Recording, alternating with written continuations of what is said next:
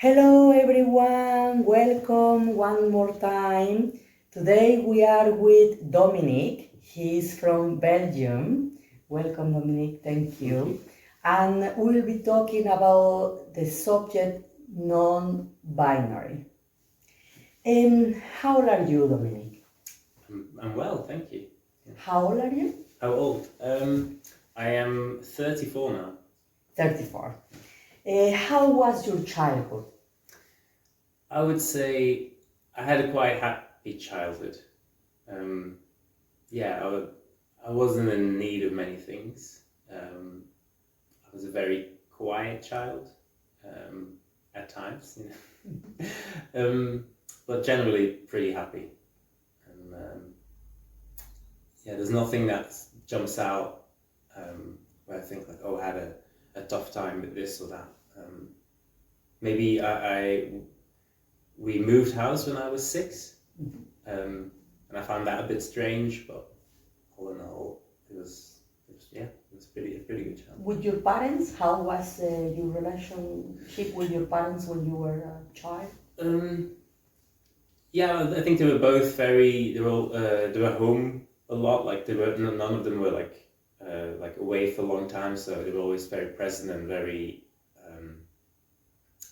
They always worked well together as a parent. So I think my dad was more strict and my mum was more, being very gentle and letting things slide. And I think I was a bit spoiled a little bit. I think I have an older sister, and I think when for instance, when my sister had her birthday, I would get sad I didn't get any presents. And so I remember my aunt one day, she got me a present on my sister's birthday. And I was happy, but like looking back, like she should not have done that. Like that was so bad. So I was a little bit spoiled, definitely. How was your adolescence?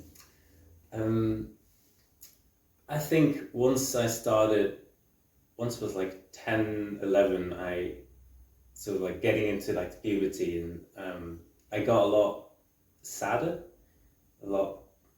I think I was a bit disappointed, starting to get disappointed with the world, with thinking like, oh, is this it? Like, there's nothing magical about the world anymore. There's like nothing.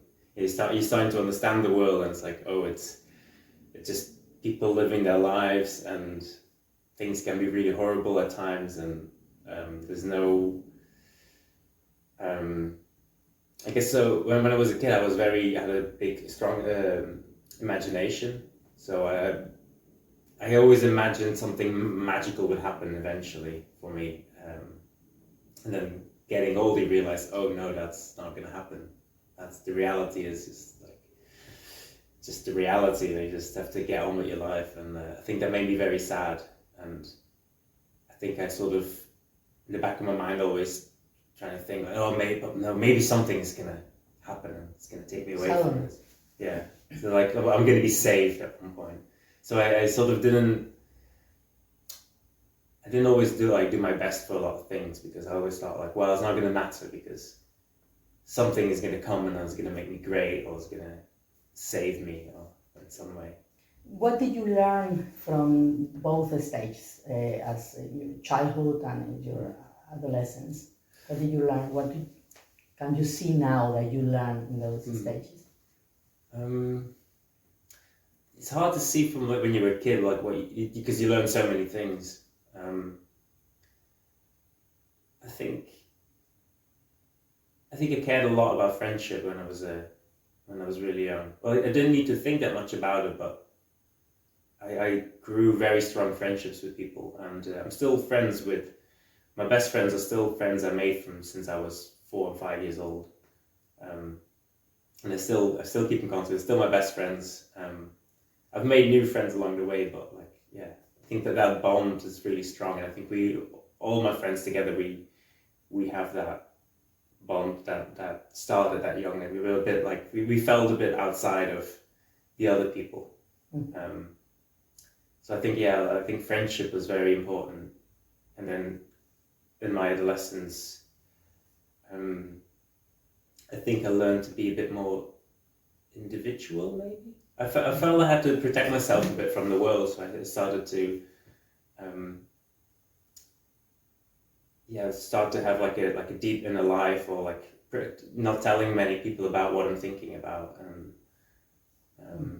because I think maybe just go back to that thing about like, oh, I'm going to be saved. Like there was something I can't let the world touch, because that this needs to be mine. So yeah, I don't know if it's a good thing that I learned that or started doing that, but something. Part of it, yeah.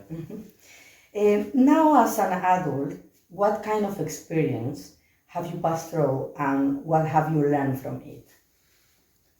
I think the biggest thing that happened not that long ago is my father passing away, and I feel, at this point I feel I'm at peace with it now. It's got a place. I know how to mourn him. I know, like I'm not devastated by it again, by it like constantly. And it made me think deeper about relationships and what people mean to you and other people.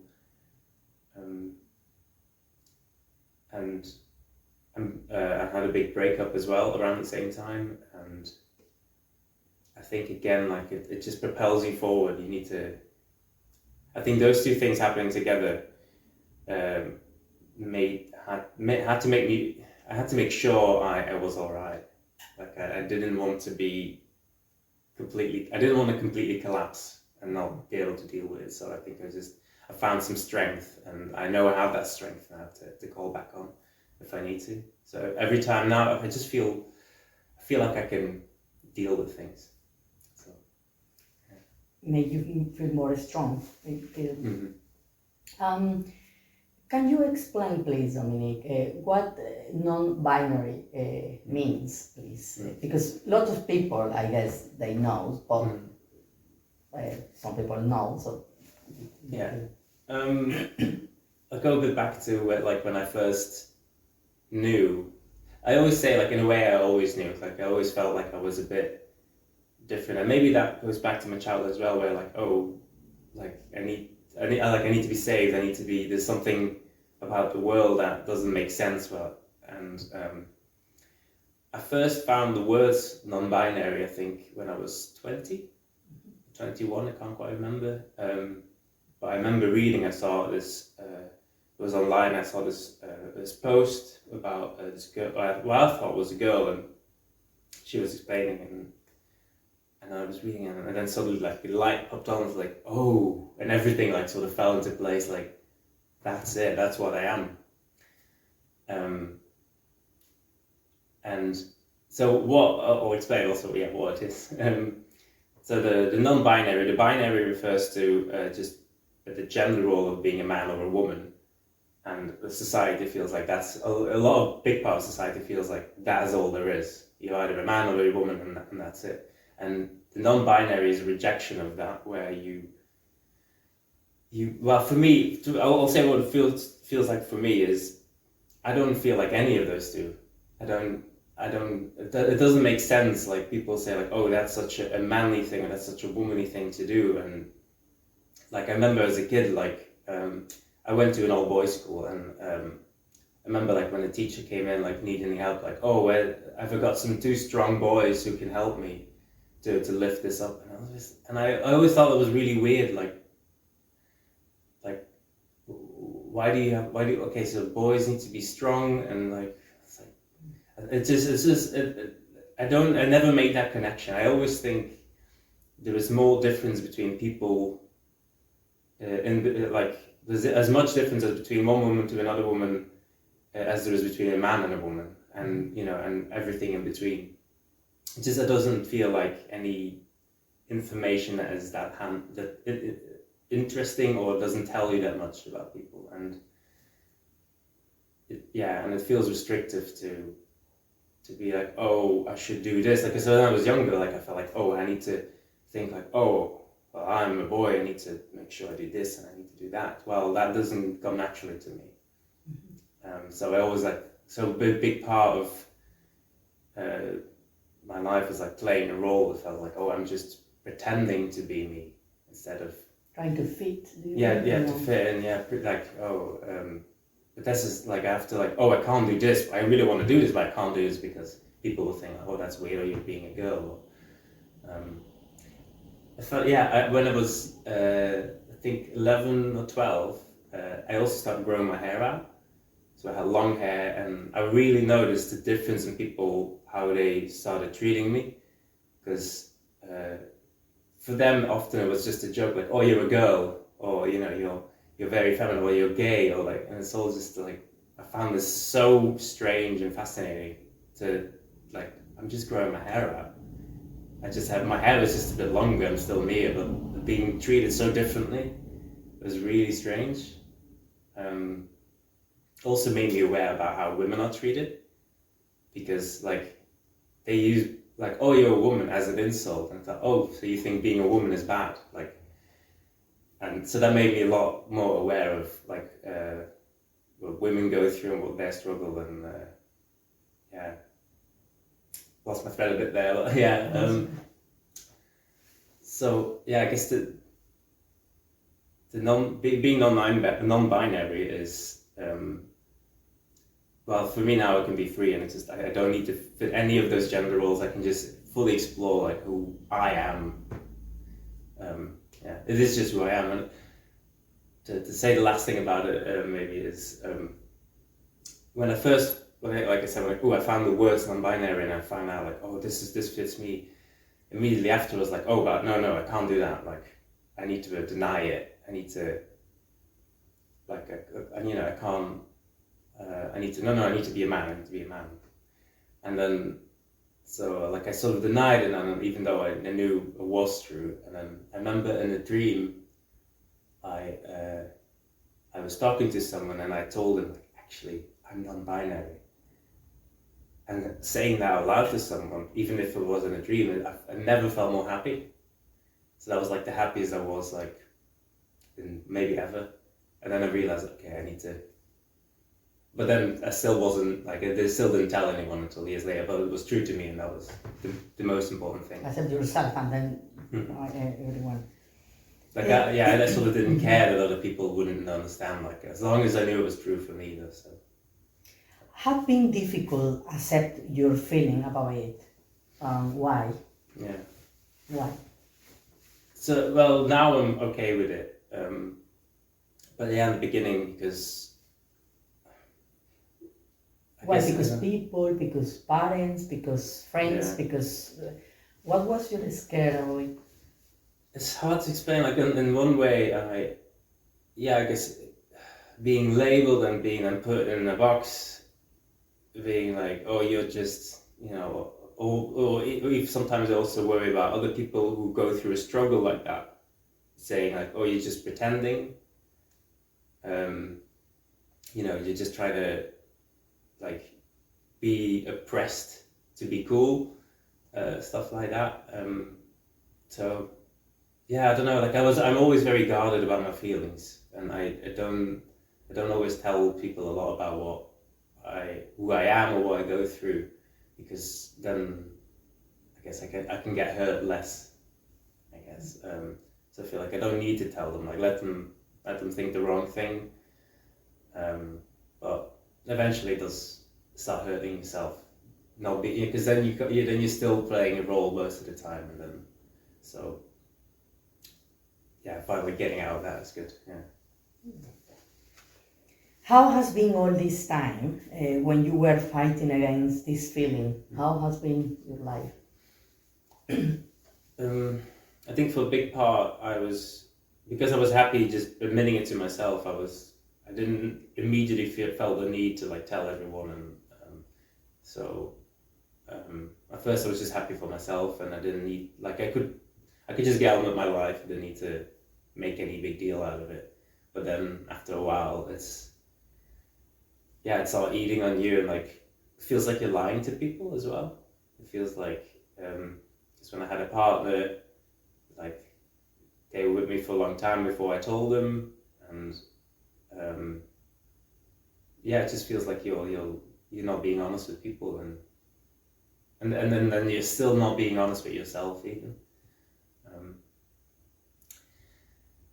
So I guess after a while it just comes to a breaking point where you're like, okay, I need to tell people. So I struggle with it a bit because I hear like every time someone said like, oh, he is doing that, it's like, that's not me. It's like you're talking about the wrong person, or like you don't really know me. Do you think society is knowing of their information or prepare, for example, talk about that subject in schools, or how you think the society need to integrate this? I think it's happening, and it always comes with a pushback. I think there's at the moment, because being non-binary is also a type of being trans. Like you're not born with, like you're not the gender you were assigned as at birth, as they say. Obviously, the struggles are very different from people who are transitioning into another gender. But at the moment they are being made to be villains, and there's a whole sort of cultural war around them. But I think it's like hopefully it's like the last dying struggles of an ideology, and then we're going to push back past that, and then it's going to settle into society, being aware of it and mostly agreeing with it. And because I work in my work, I often work for people who do very accept that, and they put in their email address like, oh, these are my pronouns. These are like, I am he, her, I am he, him, and then I use they, them in my pronouns, and then I feel like, oh, with them I can be open. So like in some circles it's very accepted, and then some aren't. But I think it will happen naturally. I think people are becoming more aware of it. We need to fight for it, obviously. But I think it's looking good in a way. I mean, it's looking bad at the, like people are pushing back and it's becoming very violent. But I think it's a sign where like it's the last pushback, hopefully. Do you feel safe where are you living? I do, yeah.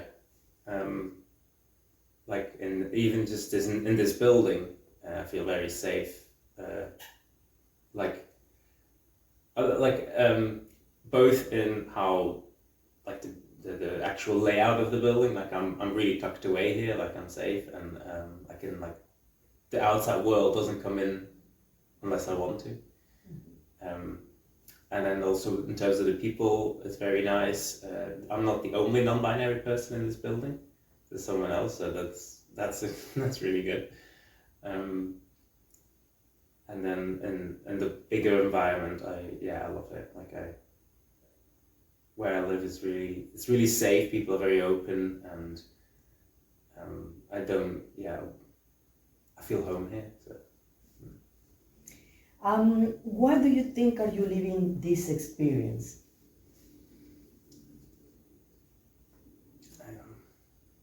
I don't know. You need to explain a bit more. I think like how. I mean, to learn something, or to teach people something, to teach the society something, or learn, accept yourself, or what this experience is teaching you. Yeah. Yeah. It's a good question, because it's hard to compare because I only have one life. But so like, I think I know now, like, because I was talking about like, oh, I have this in a world I needed to protect, and I realized other people do that too. Obviously, there's so much more to people than that meets the eye. There's people that have very complex in their lives, and there's so much still to learn about other people. And I think the more you share about yourself, the more they feel comfortable sharing theirs. So it is important to share who you are and what you've gone through, because then people, because everyone always has a story and something to tell, and they need to tell it as well. That's part of them, and so I think, I think growing up, that's maybe a big lesson is that as a person, I always think a lot about other people, and like I'm very empathetic with people, and I always think about other people first, sometimes before myself. So I think I've become more aware of like listening to people, and well, I always listen to people. I think I've become more aware of like trying to get them to share things, which is a different thing. Yeah. More open. Yeah. What do you do when are you having hard times? I've built a good practice of meditating, and I'm a Buddhist, and so there's been always I started getting into Buddhism when I was 16, and that was, and then so over the years I've like developed a practice, and it's become a big resource of tools and like exercises I do, and getting a wider view on my life. And I think of the biggest lesson I've learned is like there's always a chance for it to get better, and I need to remember that, and like there is a way you can work through things. Obviously some people might have like extreme maybe chemical imbalances, and and so they might need a lot of extra help, or it might even be impossible for some people. I can't say that, but for me, I've learned that I can work through things. Like it can always be better. What's your passion in this life? That's a funny one.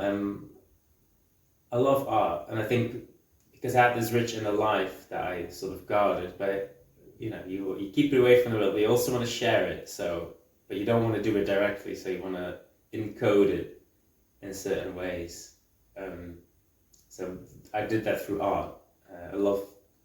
So I went to art school when I was 13, 14, and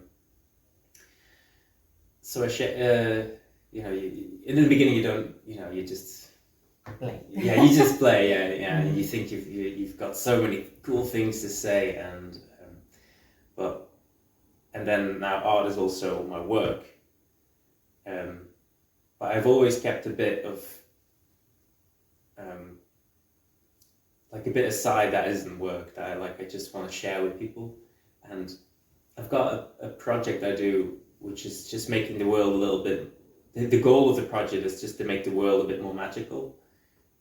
Going back to like being, when I was a kid, like, oh, the world is so magical, and then growing up and I'm getting older, things like, oh no, there's actually no magic. And so part of it is making things that I can, so to create a bit more magic in the world. And I do that without putting my name on it. Nobody knows it's me. It's like a secret thing. It doesn't, it's without ego. It's just, I'm just putting that out there. Share. Just to share. Share your art. What have you learned from your mom? I think from my mom, she grew up very, very poor and from a very abusive household, and she, looking at like her siblings, some of them have gone, unfortunately, in the way of also being abusive, or like just being not as kind to the world as they could be. But my mum always made sure everyone was taken care of. She always, like in her job, always like helping people, and making sure everyone's needs are met before her own. Like she would sometimes joke, like she would like rip off her own skin to give to someone if they need it, without thinking about herself.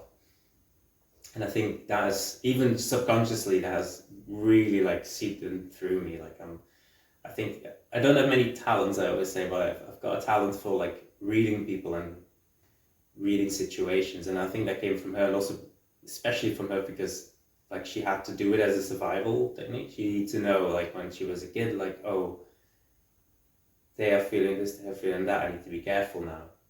And so without knowing, I don't know. Yeah, I guess almost like genetically, that's come through to me. And yeah, I always care. I always love helping people. I always like caring for people. Yeah. So yeah. What did you learn from your father? From my father, he was, I should say, as a counterbalance to my mum, he was more egocentric, and that can be a bad thing, but it can also be a good thing when you are, because you do need to look after yourself as well, and so maybe primarily even. He hated nonsense. He hated rules that only serve, the rules themselves. So he hated bureaucracy. He hated like organizational structures, and even though he was very not strict, like disciplined. Like he would, he'd make sure every little paperwork is in order. So he made sure he didn't leave any flaws on the table.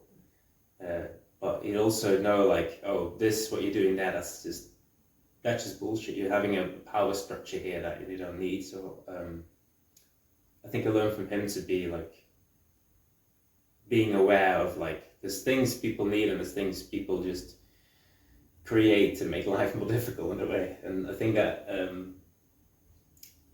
being brave enough to like go against that, I think, and also knowing when not to. Sometimes you need to play along a little bit, so you are protected, and then you can, you can help, or you can go against it eventually. If you had the power to change something in this world, what would it be? It's a very difficult question, because I feel there's always so much to change, and I think the biggest problem in the world is obviously people not understanding each other and their needs not being met, and that being co-opted, grabbed by other people to fulfill their needs, or their wants rather. And I think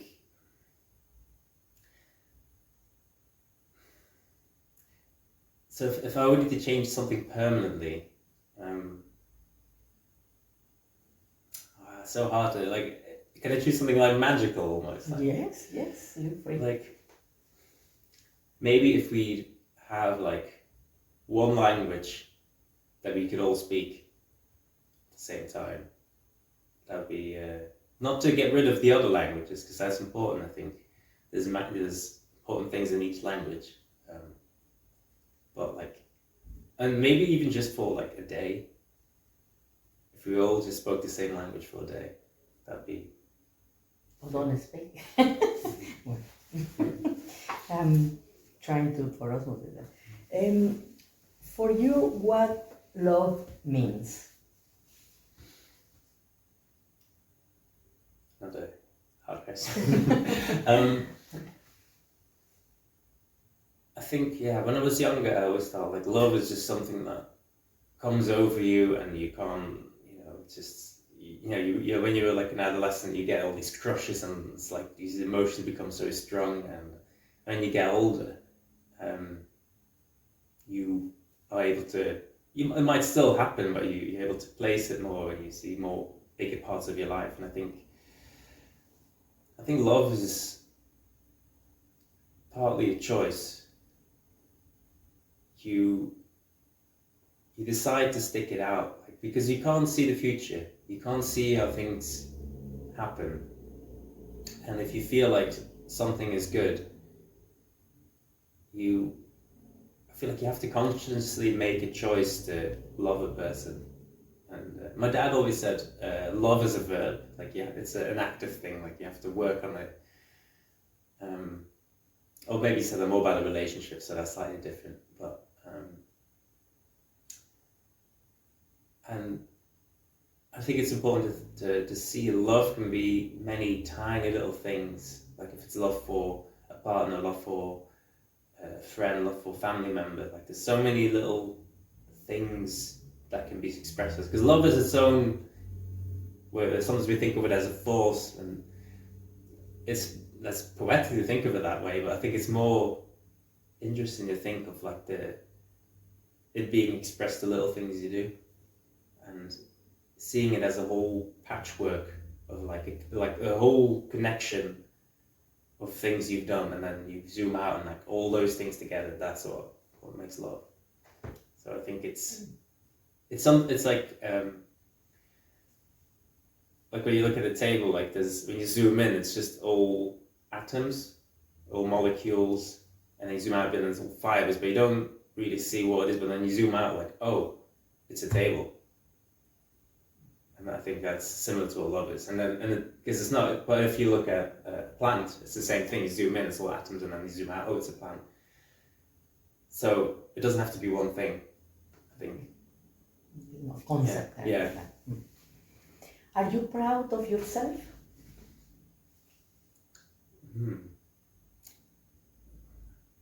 I think myself is maybe, it's not a word I would use. I would say I'm proud of things I've done.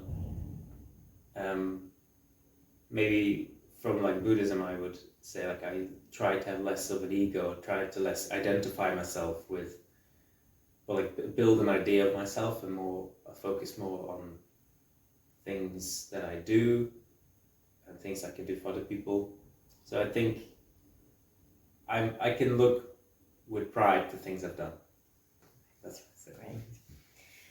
What would you say to those people that are feeling as non-binary, but they are afraid of being themselves? What would you say to them? If you already know you are, that's great. That's a good point to start from. And if you find people that you can trust, maybe start, if you can say it online, that's an easy way to do it. You can find strength to tell other people. And I think a big part of it is not to, don't get bogged down about what you think other people would think non-binary is. You know, if you know what you are, you don't need to worry about making sure you come across as it. That's for society to catch up on. Like they'll, you know, there's always people who get the wrong idea. You can't change everyone's mind about things. So I can't give advice on like how you would tell other people you are and how necessary it is, but I know it feels good when you can. So find people you trust, tell them, and I think you'll notice it will grow. Your life will grow, and you'll find more people who accept it, and yeah, there will come a time when you can just be for yourself. Thank you very much, Dominic. It's been a pleasure to talk with you, to have this interview. And I hope everyone enjoy this interview and take whatever you need for it. And hope you are doing very well, as always we said. And don't give up, and be happy. See you in the next interview. And